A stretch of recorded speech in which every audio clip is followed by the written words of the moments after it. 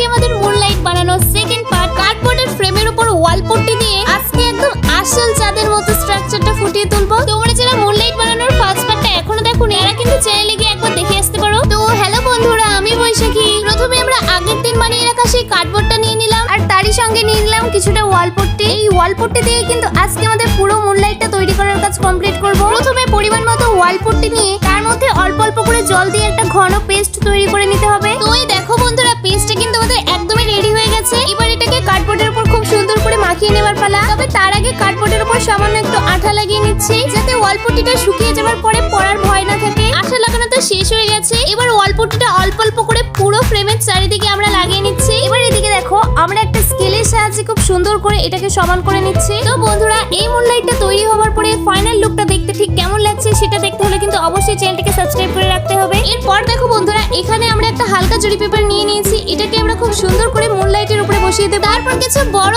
ছোট পাত্রের সাহায্যে আমরা এই মুনলাইটটার একটা সুন্দর ডিজাইন করে নেব। আমাদের মুনলাইটের মেন স্ট্রাকচারটা কিন্তু একদম তৈরি। এবার এটার উপরে দারুণ একটা কালার করার পালা। বন্ধুরা, আজকের এই ছোট মিনি ব্লগটা আমি এখানে শেষ করছি। দেখা হচ্ছে নেক্সট